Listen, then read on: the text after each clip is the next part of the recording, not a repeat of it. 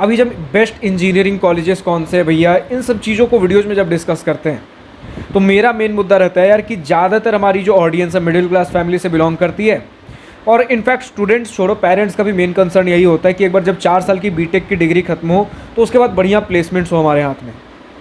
अब जब ये सारे फैक्टर्स हम देखते हैं, और कुछ स्टूडेंट्स का रहता है भैया थोड़ा रिसर्च वगैरह की तरफ भी, क्योंकि अगर आप बड़े कॉलेज में जाते हो, IIT NIT जो हमारे आइडियल कॉलेजेस हैं कि इनको देखकर ही बाकी सारे अपने रूपरेखा को बदलते हैं बाकी सारे कॉलेजेस, तो उनमें यार रिसर्च का कल्चर हमें देखने को मिलता है। अब ऐसा नहीं कि पूरा लाखों के प्रोजेक्ट के ऊपर एक बीटेक स्टूडेंट वर्क कर रहा होगा। हाँ, PhD स्कॉलर्स हैं, प्रोफेसर्स हैं, उनके प्रोजेक्ट में आप हाथ बढ़ा सकते हो, और अगर काबिलियत लगती है प्रोफेसर्स के थ्रू या फिर कुछ खुद से भी आप अप्लाई कर सकते हो कुछ प्रोजेक्ट्स वगैरह के लिए।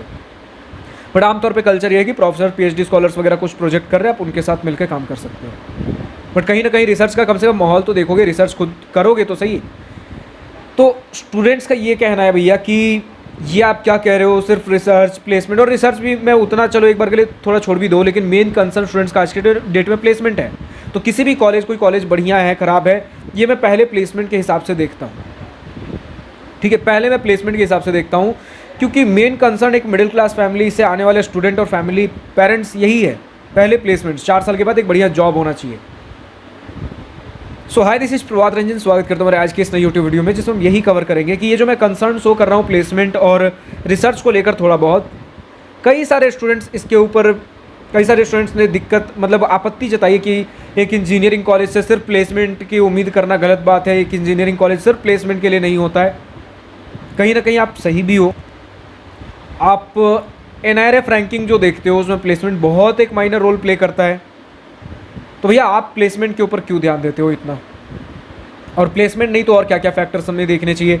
या अगर एक बहुत ही स्वर्ग सा सुंदर हमारा देश अगर इंडिया बनता है कभी, स्वर्ग सा सुंदर अगर हमारा इंजीनियरिंग इंफ्रास्ट्रक्चर सब कुछ हो जाता है, प्लेसमेंट्स जॉब सब कुछ बहुत सही चलने लगता है, उस समय जब सारी स्थिति एकदम नॉर्मल होगी, सपनों जैसा दुनिया होगा, उस समय एक इंजीनियरिंग कॉलेज से हम क्या एक्सपेक्ट करना चाहिए, तब के सिनेरियो में हम बात करेंगे। वो भी हम बात करेंगे कि जब पूरा देश एक सही रास्ते पे चल रहा होगा, सारी चीज़ें ऑन ट्रैक होंगी, उस समय के इंजीनियरिंग कॉलेज से हम क्या एक्सपेक्ट कर सकते हैं। लेकिन क्योंकि आज सिचुएशन अलग है तो हम सिर्फ प्लेसमेंट्स के ऊपर ज़्यादा फोकस क्यों कर रहे हैं, इन सभी चीज़ों को हम बात करेंगे। सिर्फ प्लेसमेंट के ऊपर क्यों फोकस कर रहा हूँ, मैंने पहले ही बता दिया है, क्योंकि जॉब्स की किल्लत है, जिसके वजह से पहले जॉब प्रायोरिटी एक मिडिल क्लास फैमिली में। अभी हम 70 साल हुए हैं लगभग जब हम गुलामी से हटकर आए हैं, धीरे धीरे पॉवर्टी से इंडिया उठ रहा है। अब धीरे धीरे लोग जो पहले पुअर क्लास में थे, बिलो पॉवर्टी लाइन जो थे, उन्होंने अपने बच्चों को थोड़ी अच्छी शिक्षा दी, जॉब करने के लिए ही, अल्टीमेट प्रायोरिटी जॉब था। जॉब किया उन्होंने, थोड़ा मिडिल क्लास फैमिली में गए, फिर वो जब बच्चे हुए उन्होंने उन्हें पढ़ाया लिखाया, फिर अब वो प्लेसमेंट्स वगैरह जॉब्स वगैरह बढ़िया करेंगे, तो एक अच्छे वो मतलब बोल सकते हो फाइनेंशियल कंडीशन बेहतर अभी होने की हम कगार पे हैं, अभी भी उतना बेहतर हुआ नहीं। मेजॉरिटी आज की डेट में Indian population middle class family को बिलोंग करती है, जिनका सबसे पहला प्रायोरिटी प्लेसमेंट्स और जॉब है। तो ये मेरी तरफ से आपका ओपिनियन था कि मैं प्लेसमेंट्स के ऊपर क्यों ज़्यादा ध्यान देता हूँ, और हमारे पास जो ऑडियंस भी आती है पहले प्लेसमेंट्स उनकी प्रायोरिटी होती है। तो ऑडियंस इज़ द किंग, जो आप डिमांड करते हो उसी हिसाब से हम आगे के वीडियोज़ फ्रेम करते हैं।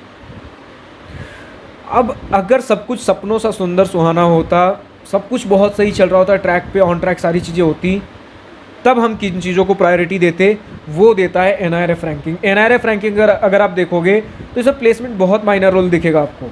यहाँ दिखेगा कि एक इंजीनियरिंग कॉलेज, एक कॉलेज को जब सेटअप किया गया है तो अलग अलग पैरामीटर्स जब सरकार ने ध्यान में रखते हुए कॉलेज को सेटअप किया, तो उन पैरामीटर्स पे कैसा चल रहा है। जैसे सबसे पहले अगर आप देख लो स्टूडेंट इज टू प्रोफेसर का रेशियो, अब देखोगे कि वहाँ पे रहता है, तो जितने कम स्टूडेंट्स पे एक प्रोफेसर हो उतना बेहतर है, उतना ज़्यादा 1-on-1 इंट्रैक्शन हो पाएगा। हम मेजर चीज़ों पे भी चलेंगे, लेकिन आप जो जिन ख्यालों में फंसे हुए कि भैया ये सारी चीज़ें भी होती हैं, तो पहले तो मैं बोलूँगा NIRF को ही समझ लो। NIRF कितने छोटे छोटे चीज़ों पे ध्यान देता है। जब आप NIRF रैंक देखते हो ना, पहले वो भी समझ लो किन चीज़ों, प्लेसमेंट्स तो यार बहुत माइनर है इनके लिए, NIRF भी चलो इसी बहाने समझ लेते हैं। आपके कॉलेज में डिसेबल्ड पर्सनस के लिए रैंप वॉक्स हैं कि नहीं है, लिफ्ट्स कितने हैं, ये सारी चीज़ें भी इम्पॉर्टेंट हैं। लेकिन मैं बोलता हूँ कि अगर ये सारी चीज़ें ध्यान रख रहे हो तो एक अल्टीमेट प्रायोरिटी जब स्टूडेंट का प्लेसमेंट है उसे इतने पीछे क्यों रख दिया जाता है। आपके कॉलेज में कैसा इंफ्रास्ट्रक्चर है, बेसिक फैसिलिटीज़ कितनी है, सारी चीज़ें। उसके बाद वेल मेंटेन्ड कैंपस है कि नहीं है, पब्लिक परसेप्शन कैसा है, पब्लिक आपके कॉलेज के बारे में क्या सोचती है। तो कई बार आप देखोगे कि जो आपके प्राइवेट कॉलेजेस हैं, नाम नहीं लूँगा लेकिन समझ रहे हो कि किन कॉलेजेस के बारे में बात करें, जो बिल्कुल टॉप के NIRF रैंकिंग होल्ड किए हुए हैं, उनका पब्लिक परसेप्शन बढ़िया बना हुआ है क्योंकि उन्होंने एडवर्टीजमेंट्स प्रमोशंस ही इतने कर रखे हैं। जो दिखाना चाहोगे पब्लिक में परसेप्शन तो वही बनेगा। तो एक पब्लिक परसेप्शन भी होता है और बेसिक फैसिलिटीज़ के ऊपर तो ये ध्यान देते ही देते हैं। रिसर्च वर्क कैसा चल रहा है, तो रिसर्च के ऊपर भले ही एक स्टूडेंट, उतना सारे स्टूडेंट ध्यान ना दे, कुछ स्टूडेंट ध्यान देते हैं, लेकिन रिसर्च भी मायने रखती है। जब NIRF के लिए भी मायने रखती है और कई स्टूडेंट्स यार रिसर्च करते हैं। मैंने खुद अपने कॉलेज में देखा है, बहुत सारे नहीं लेकिन कुछ एक लोग होते हैं जो रिसर्च के ऊपर ध्यान देते हैं। इनफैक्ट अभी अगर MHRD से अगर देख लो तो उन्होंने भी उन इंजीनियरिंग कॉलेजेस की फंडिंग रोकी है जो रिसर्च में उतना बढ़िया परफॉर्म नहीं कर रहे थे, लेकिन जो कर रहे हैं या फिर कर सकते हैं, काबिलियत है, उनकी फंडिंग बढ़ाई गई है। तो एक इंजीनियरिंग कॉलेज का अहम मुद्दा रिसर्च भी होता है।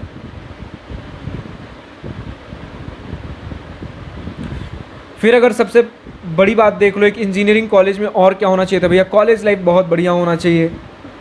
क्योंकि यार इतने पैसे दे रहे हो तो एक इंजीनियरिंग कॉलेज में या फिर एक ढंग के कॉलेज में आपकी पर्सनैलिटी डेवलपमेंट भी उतनी ही ज़रूरी है।